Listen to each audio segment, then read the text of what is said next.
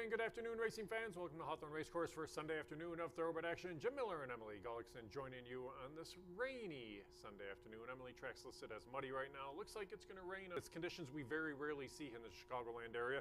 But I'll tell you, as of right now, only a couple of scratches on the card, which is nice to see. Yeah, and this is a competitive card. It was just going back through after the minimal scratches, pretty much just the last race. A couple horses in there and some adjusted weights. And every race, it seems like it's competitive. And as you mentioned, that truck profile could come into play, and even kicking off the card today, I'm kind of hoping that it does, because there's a couple horses from off the pace that could get a trip as it is. Yeah, and I'll be curious to see how things unfold throughout the course of the day. Bug Boy Yoel Novice had a couple of winners on yesterday's card. He's now a 5-pounder put a 7, so the 2-pound weight adjustment on all of his mounts throughout the course of the day. One thing I will tell you is this rain is definitely going to help that turf course with the things warming up next week. We're a month away from turf racing. That thing should be long and lush by that time. Oh yeah, and people are already asking about it, and you can tell some of the horses too, and some of the trainers are, you can kind of see prepping those horses to get ready for the grass. Yep, so we'll see how things unfold. If you're here at Hawthorne in the PointsBet Sportsbook, you can watch and wager on all the action going on. The women's championship game taking place right now in the NCAA end of things. Iowa off to a very good start. We'll see if that continues. Michelle Boyce is down there saying stop the race. Yeah, I'm sure she is. Yeah, 7-0 right now. Great start for the Hawkeyes there in the women's title game. All right, let's take a look at the 9-race card today as we kick things off, going a mile and 70 in the opener, Emily. Starter optional company 13.5 is the price. Blessed Anna is the horse that I laid as the favorite. This one sits as the favorite at 9-5. You mentioned track profile. I know you're looking for some prices. You were looking between Izzy's Monster and Silky Warrior, I believe, two horses from the barn of Francisco Villa, both providing some pretty good prices right now. Yeah, well, really looking at the favorite Blessed Anna, there could be a contention up front, and so I wouldn't want to play any of the other horses that have that early speed. She's probably going to be the speed of the speed, but if they do kind of duke it out up front, I think both those horses fit. Silky Warrior has the faster races of the two. Izzy's Monster has a good late kick that can put herself in the race. And the same upgrade for number 8, Memphis Cash Queen. What I want to see on the track and see if the front wraps are removed and positives. But we can see right now Memphis Cash Queen is taking some early money. So it'll be interesting we cycle back around and see what the board is. But if there's that contentious pace, I'd be looking for those horses from off the pace. Yeah, we'll see kind of how things unfold for sure. Silky Warrior put together a really nice string of races early on in 2023. We'll see if things get rolling back with the return to the main track, but definitely look for those that can handle things on the off-going. But in the opener, yeah, Blessed Anna is the horse to beat. The Arnett Barn off to a tremendous start, sitting right there at that morning line, currently at 9-5. I think that's about where you're going to see all the way leading up to post time here for race number 1. In the second, we go 5.5 furlongs in race number 2, $15,000 maiden claimers, 50-cent early pick 4 wagering kicks off in this spot. Emily, things kind of start with the 2. That's Boyce's Bandita, this one from the barn of trainer Brittany Vandenberg. Written consent will probably take action, but that horse is 0 for 13 lifetime. Vandenberg got a win yesterday. Yeah. I think they're going to start to get rolling here, and I like this horse quite a bit. Yeah, on the debut, she was heavily back down from the 8-1 morning line, broke slow, made a rush into the race. The next out winner, Goldie Cat, should be in 10 for this spot with the drop. Steady works, and belated second start as a 4-year-old, so all those factors make sense. Speaking of Michelle Boyce, she also has a second-time starter, number 7, Akari. Yep. Debuted that January 17th race at Turfway Park.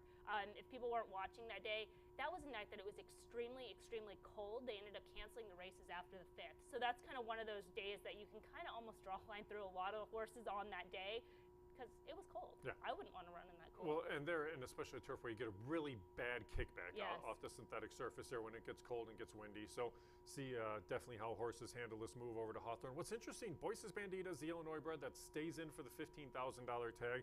Akari, the other Illinois bred, runs for the $22,500 for the increased tag. So just an interesting note there. But yeah, I'm with you. I think Boyce's Bandita actually is going to be quite tough there in today's second.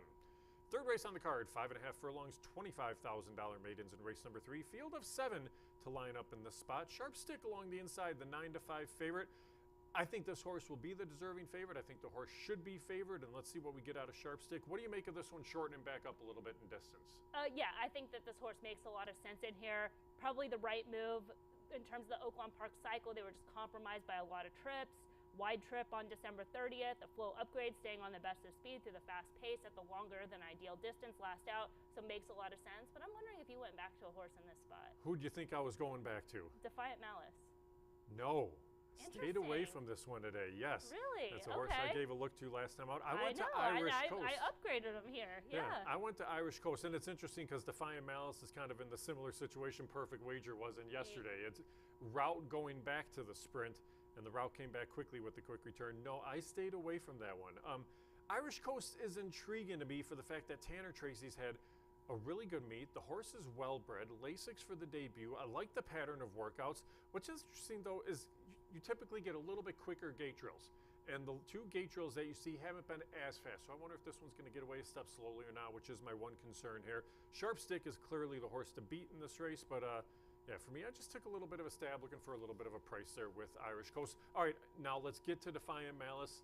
So last race, yes, I liked the horse Chase there before giving way. It was a wide trip, not kind of a tough trip. What do you make of this one today? It was a tough trip. I just thought that horse just really didn't have a chance to run, and maybe the distance isn't what they were looking for. And if they did have a live horse that day, just the intent coming back on short rest and saying, hey, we got a ready horse. We didn't get the trip we wanted, but this horse is fit and he's ready to go. Let's give him a shot in here. And I thought he'd be overlooked because that trip, it was where the trouble was kind of tough to see. It took me I didn't catch it the first time around, just watching a few times. I was like, oh, okay, that horse did have a trip. And I was paying attention to it a little bit more because you liked it, you know, and wanted to see why it finished the way that it did. And sometimes you can find those trips. So a little bit of an upgrade. Yeah, we'll see. And I think you're going to get every bit of that 8-1 in that race as well. Race number 4 today, 5.5 furlongs, $25,000 claimers, now winners of 2 lifetime. You get a field of 7 to line up in this spot, Emily. Position Dumani is a horse that intrigues me a little bit. It's an Illinois bred running for the 37.5 today. The last race I didn't think actually was too bad. Showed some speed in that spot. We both thought Rieta was going to be good that day, and Rieta was good that day. But I didn't mind that race off a 10-month layoff, and I kind of like the positioning today. Well, yesterday we teamed up. We both had a top pick, 2 for 2. So this could be 3 for 3. How did we get that price in the last? I have no idea. I have no idea. I couldn't believe it. Yeah, it was all over the place. Ended up going off at 5-1. So yeah, let's keep the streak going. Same thing for all those reasons. I think this is the right spot. Has the right running style for today's race. Obviously, we might have to make some adjustments, but as it sits on paper, position Dumani for me as well. I like this one's chances, and I think you're going to get a price. Jersey Jet is going to take some action in here. That's a horse that can show speed. Couple of half-mile races down at Fairmount Park last year. We'll see what happens as she makes her first start here as a 3-year-old, but I'm with you. Position Dumani in today's 4th. 5th race on the card, 5.5 furlongs, $5,000 claimers. In this spot, you get a field of 8 to line up. Trainer Jose Rodriguez has a horse on the inside, and she's reckless, and a horse on the outside, and My Lady Slew. Let's start with these 2. What do you make of these? Do you like one better than the other? And then we'll work from there. Yeah, I thought this race was pretty tough. She's reckless. Find some changes in here. The one thing that isn't a change is the inside post, so that concerns me a little bit. Just because how she ran last out, just wasn't handling inside behind horses. So they might have to show speed in here. And if they do show speed in here, maybe they get hooked up with some of the others in this field, but I do like coming back in this spot. Yeah, My Lady Slew is likely to send from the outside, and again, just could be one of those that finds company because play 20's in the field. She got off a rough start last out, had to rush up, has early speed. That was kind of my concern there. Maybe that sets up the trip for Go Storming Girl in this race. Easy for me to say, but this is a really competitive race. I was surprised you didn't go back to Go Storming Girl. I did go. You used the horse in the mix. Okay, good. Yeah. I had to get there. I had to kind of set it up, right? I had to tell the story before getting there. I like Go Storming Girl. It was an interesting race line in that last race because the horse actually had pretty good position, but when the running came, just then couldn't really find that spot where the horse wanted to go. I think from this spot today, maybe they're actually going to stay outside of some horses and then try to run on in the lane. Good on a wet track, good over this Hawthorne strip. I like that Chris Amy's back in the saddle, and Chris is off to a very good start this meet. And I'm with you. I think play 20 shows speed, but I think this one probably has company from My Lady Slew up top. So if that's the case, maybe you want to come from a little bit out of it. So I'm going to go Stormin' Girl there in today's 5th. 6th race on the card starts the late pick 4. Pretty good sequence here for the late pick 4 too. Field of 9 in race 6, 6,250 maidens. They go 5.5 furlongs in this spot. I guess it's kind of like the race yesterday with the Chris Block horse with Good Orange. Are you okay? Is it a 1-horse race or do you go with others? Charted I laid as a heavy favorite. I think it's going to be hard to beat Charted in this spot off that race because they kind of drop back down to the level where they belong off the claim. Do you go that way, or are there some others that you look to here in race 6? I think you have to start with Charted. The other thing, makes those changes. And it's also worth noting that February 10th race at Turfway Park, that was a pretty productive race. It's tough to see it because you don't see like the second and third place finishers coming back. But if you dig deeper, the 6th and 7th place finishers won their next start. That was a 15,000 maiden claiming at Turfway. And then Mining Camp ran 11th in that race. And Mining Camp came back here, finished second in a 15,000. So that race has been productive enough to suggest that Charted is in the right spot. The other one I went to was 8 Lucky Pal, just kind of as a second option. Going back to that Ellis Park, that was at the time where everything on the front end, it was so hard to pass. It was just like merry-go-round. If you didn't make the lead, forget it. This one broke slow. So it's basically Lucky Pal is coming back as a first-time starter. Yeah, and you get Lasix here. Comes from the barn to Cheryl Weinball. We're going to see more Weinball runners coming over here now that the championship meet at Gulfstream Park is done too. I picked Lucky Pal second in that spot. Who'd you go third? Black Russian. Okay.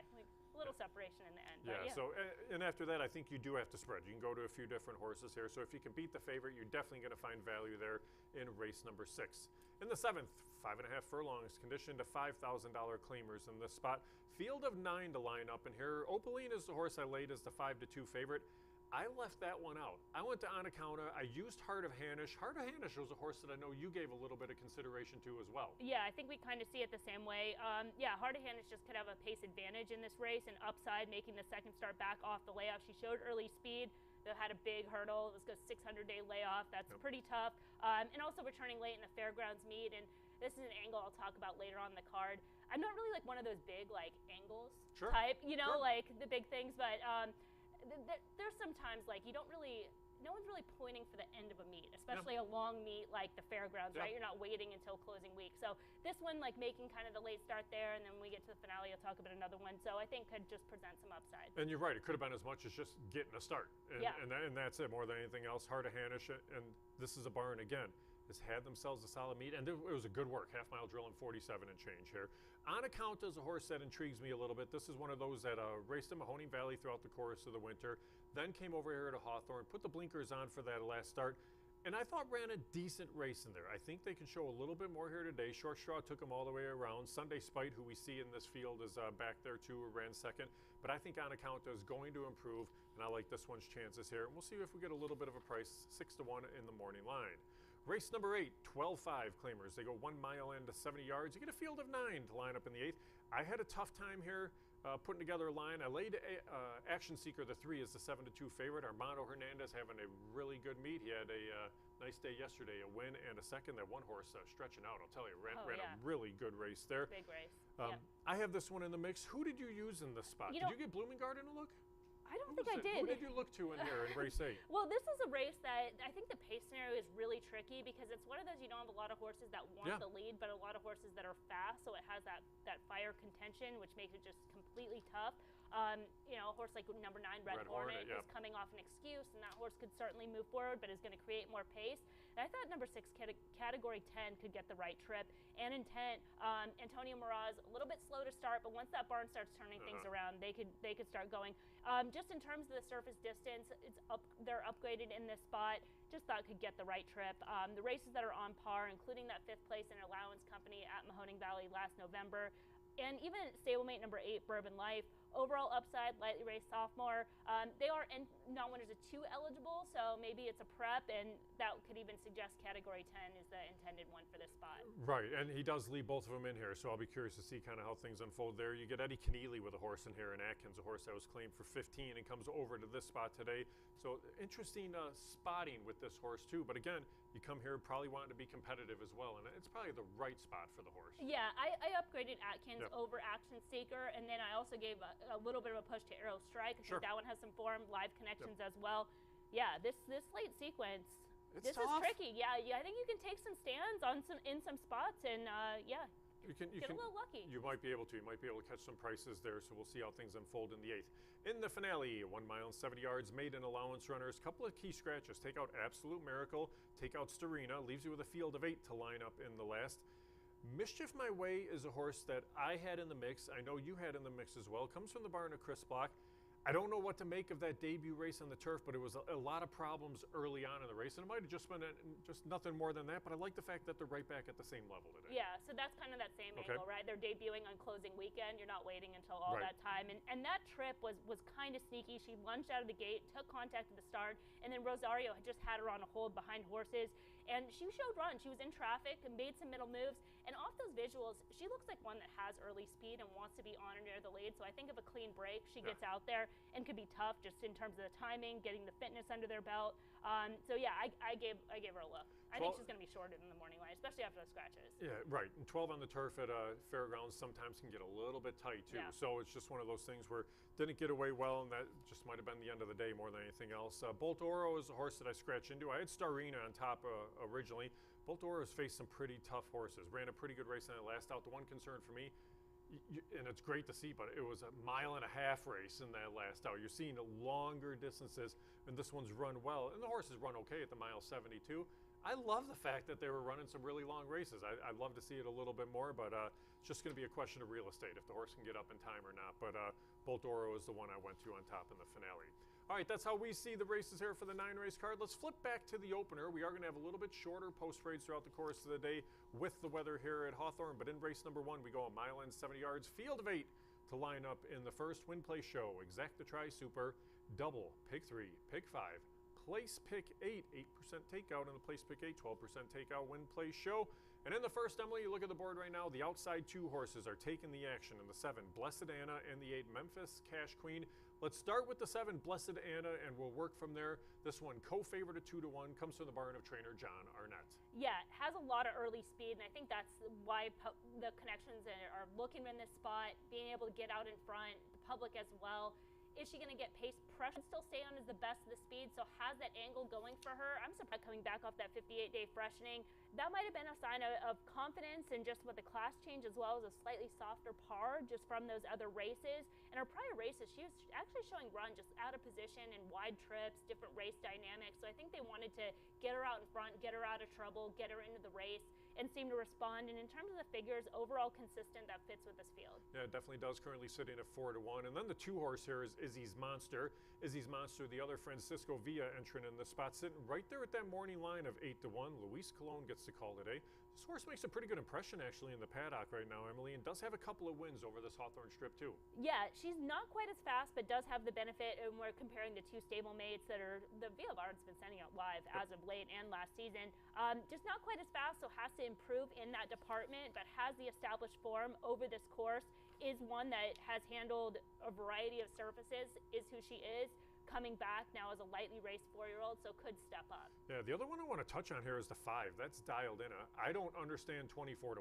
I don't think the horse should be 24-1 in this spot. Frank Reyes aboard for Jose Rodriguez. Success over the racetrack, success against better. Do you make up any reason why this horse is sitting at this price? I mean, Felix goes elsewhere. Maybe that's part of it. The race last out, there really wasn't much excuse in there. A little bit. I mean, 18-1 last out was a tougher spot, but really didn't show much. Maybe it's a sign that the connections aren't too much intent. Did you have her on the radar? I thought I did. I picked the horse second. Yeah, the races on the dirt last year were as competitive as any in this field. They certainly fit at this level, so getting a little bit overlooked. And I think we should mention the 8 because they're taking a lot of money. Yeah, Memphis Cash Queen, the 8 horse, currently sitting at 5-2 on the board. Orlando Mojica aboard for Dino DeZeo. Another one, first off the claim into this spot.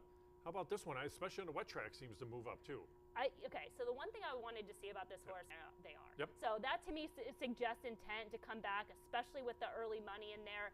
Could get that, got the tail wrapped. I think they're prepared for a wet track today. And that pace scenario mentioned in the pre-race show, if it is contentious early, this is one that can get the trip. Yeah, it could get the trip for sure. The riders are coming out to the paddock right now. Again, an off track, muddy. It's going to be rainy throughout the course, at least the next couple hours. Good luck to you with your selections here. Again, 8% place pick 8 kicks off in the opener. Good luck.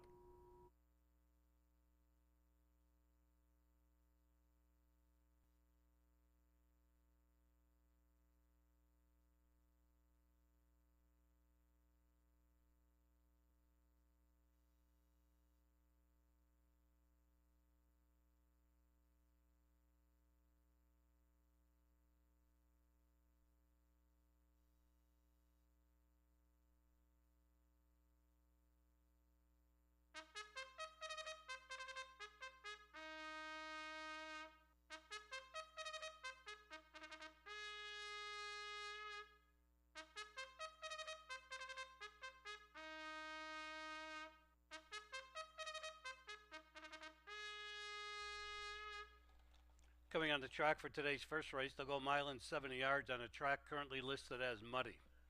Field of 8, there are no changes. Win, play, show, exacta, trifecta, superfecta. This race starts the rolling daily doubles, rolling pick 3s, the 50-cent pick 5, and the $1 place pick 8. 3 minutes to post. We'll have short and post parades all afternoon. Here's the field. Rail Hernandez riding. 2 is Izzy's Monster with Luis Colon. 3, Silky Warrior, will be handled by Julio Felix. 4, Hot Dame, Rainier Arrieta. Here's number 5, Dialed Inna, Frank Reyes aboard. 6 is April's Gem with Olaf. 7, Blessed Anna, Alexis Centeno. And number 8, Memphis Cash Queen, Orlando Mojica will bring her to the gate, and they'll all be there in just a couple of minutes. Kick off the Sunday program. Track is currently listed as sloppy. Now it's listed as sloppy. If you weren't here earlier, we do have a strong tailwind in the home stretch of about 20 miles per hour. Track is now listed as sloppy. Those of you off track, we have a strong tailwind in the home stretch. 2 minutes for the first at Hawthorne.